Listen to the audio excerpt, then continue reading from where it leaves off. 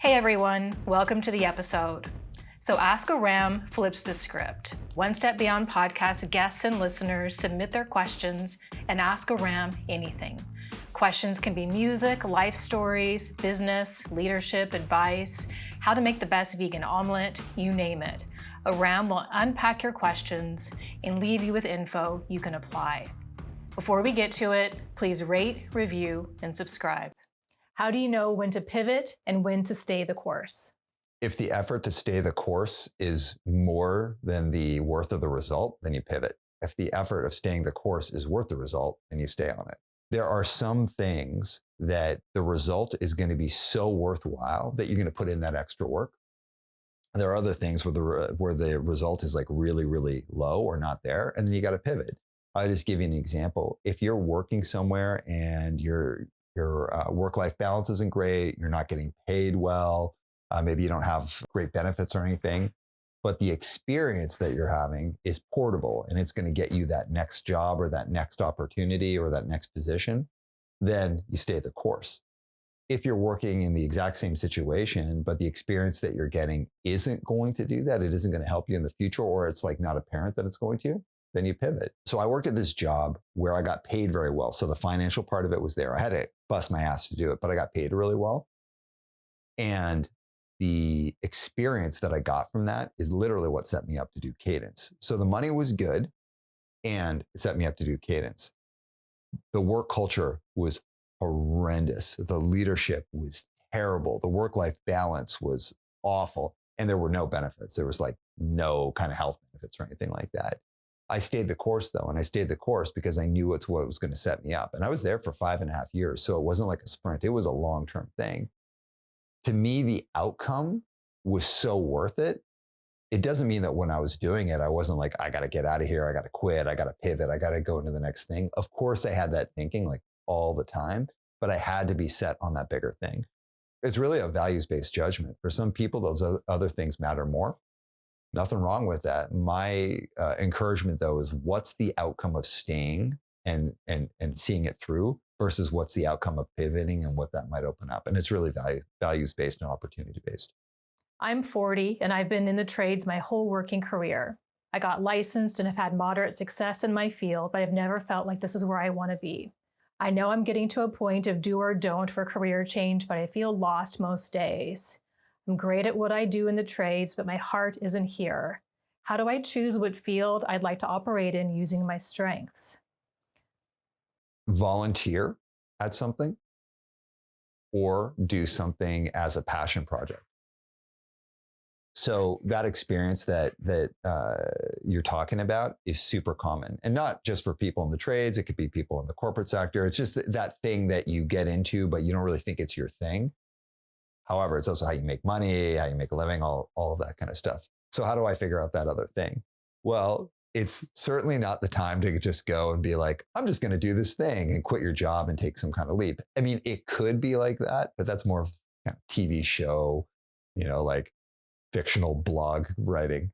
In real life, if you want to do that, you can volunteer at a bunch of stuff, volunteer at all sorts of things that involve like real deal work. Like you can volunteer for a board where you can get some more of like actually how to run a business type of perspective. You could volunteer in all sorts of different settings that would give you a lot of different kinds of experience.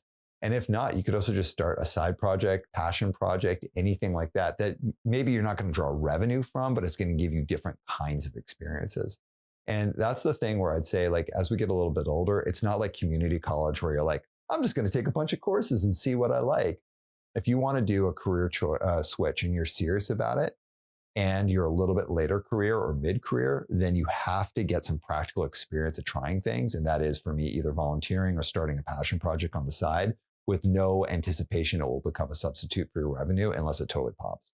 My boss usually sends me vague requests that leave me guessing the details, and this really stresses me out. What can I do to help make our working relationship better? If your boss is cool and can take feedback, give your boss the feedback. If your boss is not cool and can't take the feedback, get into a practice of pulling the thread and asking good questions. So this is what I mean by that. A lot of people give vague requests, like totally vague requests, and it doesn't come from any bad place at all. they just need to get the feedback. And just getting the feedback is often not enough because, like, people fall into their preference and their habits and all that. But if your boss is cool and can take the feedback, give them the feedback and show them an example of the request that they've made for you. And then show them also an example of what would have helped you in that place. So it's like, here's the feedback. Here's an example of what you gave me. And this is what it would have helped. If your boss is cool, they'll be like, hell yeah, that's awesome. Flip it. If your boss is not cool, or maybe is a degree of cool, get really good at asking great questions. So we use this thing that we call the question funnel, where you start broad and then you get more specific. You ask general questions and then get more and more specific.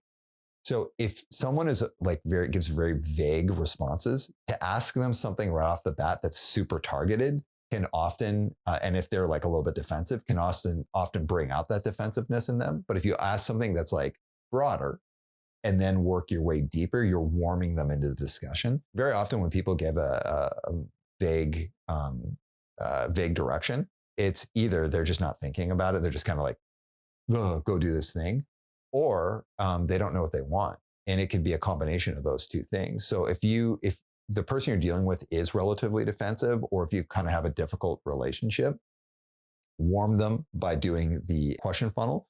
Ask something general like, oh, when would you like this done?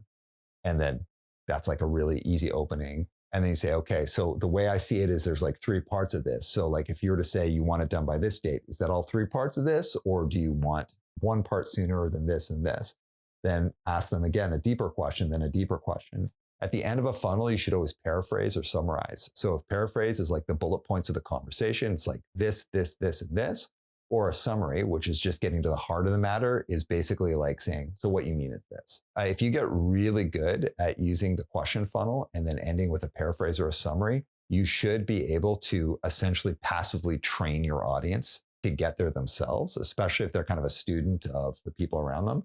But if not, then you'll be able to manage that relationship super well. It is not at all uncommon for people to have bosses that give really, really vague feedback or direction. It's super important to not get a reactive to that and be like, oh, my boss sucks, they're doing it on purpose, but instead just get very practical. Either this person can take the feedback, I can give it to them and then give them some examples, or they're defensive, or we have a challenge relationship. So I'll get really good with the question funnel.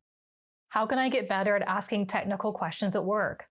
I'm a business analyst, but I often find it hard to articulate my questions or to make them clear. I am a huge, huge, huge fan of analogies, and you should use analogies to help frame up people's thinking. I'm going to give you an example. So my background is a therapist, and I use like a lot of therapeutic techniques to help leaders and teams work well together. And so I always want to understand the dynamics of how people work together. And if I say to someone, hey, what are the dynamics of how your team works together? And if I said that to a leader, they'd be like, which philosophy of leadership am I pulling from? And like, I don't know, I'm embarrassed. What do you mean by dynamics? Do we get along? It gets like really complex instantly. So the way that I use an analogy I use is, does your team operate like an orchestra, or does your team operate like a rock band? And then of course they're like, well, what do you mean? So an orchestra has all of these individual parts. You have the woodwinds, you have the brass, you have all these different sections. And the collaboration of that team happens through the conductor. So the conductor is the one that creates that kind of collaboration. And it doesn't mean that all the people in the orchestra and all the different parts don't like each other, don't care, anything like that. It's that there's a focal point for how they collaborate, and it's through the conductor. And you can have an awesome conductor who's really good, and you can have a totally shitty conductor. But the idea is that the collaboration, how people work together, is through the focal point of a single touch point. And so the collaboration is by nature inorganic, because it's being created by one person. So there's just not a lot of organic moments of collaboration. And it has to do with how good that leader is. Flip it. If you're a band, there's tons of collaboration, tons of organic collaboration, because you're living in a van together, you're writing music together, you're all kind of opinions on art and all of those things. In that space, it doesn't mean they collaborate well together. There's bands that like hate each other and are like super toxic. And there's bands that like totally get along. There's bands that hate each other and super toxic, like Oasis, but are like the best band ever. And there's bands where everybody gets along and is super wonderful and collaborates, but their band sucks. So it has a lot to do with not just how people work together, but how good all the parts are. So I use stuff like that to frame up things that for me are like ultra technical, but are super easy to understand. But when you use an analogy, you just need to be able to explain it in practical terms, like I just did. I sometimes struggle with shyness in meetings. What steps can I take to ensure I still make valuable contributions and share my perspectives effectively? Know when it matters to share your opinion and when it doesn't. So there's three kinds of interactions, and these could be one-on-one interactions. These could be group interactions. They could be presentations. They could be emails. It's like any communication, there's three kinds. There's normal ones, there's high value ones, and there's high stakes ones. So in normal interactions with one person or multiple people, whatever the audience is, everyone's normed to their style. So someone who is a little bit shyer, your audience is normed to it. No big deal. They're fine with it.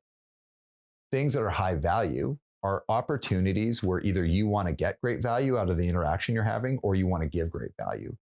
And it can still be with people you interact with all the time. It's just that what you're talking about is more important, or what you're working about is more important. But high value ones can also be with like cross-functional partners. It could be with clients. It could be with people you have less access to, like maybe senior leaders. In those moments, it's about really picking what are the high value moments for me. And I'll get back to how to do that in a second. But pick those high value moments. And then the last are high stakes. High stakes are real simple. There's something to win or something to lose as a result of the communication. And in those points, it's about being super tucked in.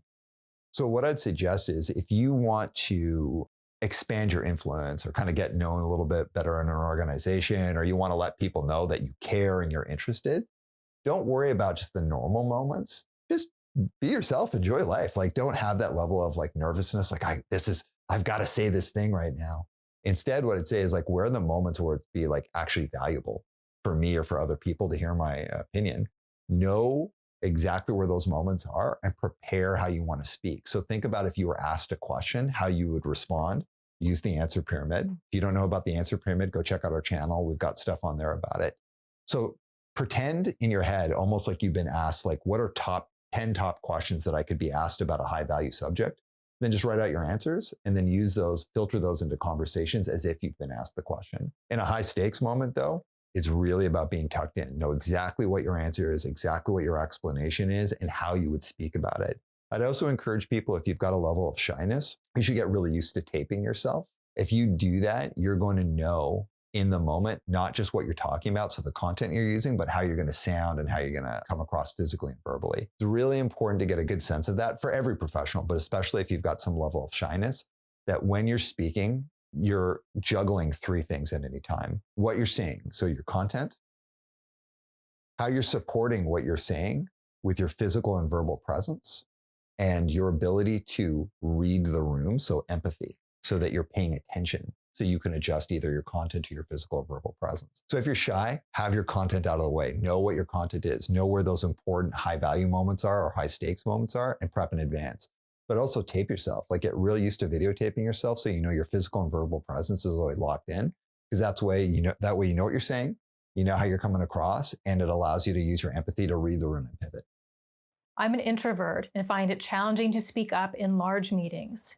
I like to contribute more, but I get in my head and usually end up saying nothing. Do you have any advice on what I can do to participate more in meetings? Participating in big meetings is overvalued. So what I'd suggest is, if the big meeting situation doesn't feel good, do all your influencing between meetings. Big meetings, totally, of course they matter, but it's like, I think it's this like kind of overvalued idea that like everyone has to show up at meetings and have their say and have their space. I think most people have been in meetings where it's like, I wish less people were talking. I wish less people were taking up time, and everyone feels they have to throw in their 2 cents. For people who are introverted, first of all, being introverted, there's nothing wrong with it. And it kind of bugs me that things like introversion or shyness or people having their emotions closer to the surface, like these have been viewed as being these like terrible things. Like, people who are usually introverted are usually like really strong studies of the room. They can kind of like see what's going on. They spend a lot of time observing others. That's awesome. Like, you get all sorts of data. Worry less about taking up time in the meeting and focus more on influencing and having conversations in between meetings. So it's what I like to call the meeting before the meeting. If there's a meeting where there's like an important decision coming up, or you think that there's information that needs to be in there, spend your time talking to the people who are the decision makers, who are the influencers in the room. Spend your time getting your ideas out there so that people are already warm to those ideas, and they themselves might be like, oh, actually, here's something we should consider. And this was brought up by so-and-so. And then you can choose to take that moment or not take that moment. So focus less on the big meetings and trying to like make yourself get used to this uncomfortable thing, and focus more on the meeting between the meetings, and really taking those moments to like build connection, build relationships, and get your ideas out there. We want to hear from you, our audience. To submit your questions, send us a message, drop us a DM, or comment on our social channels.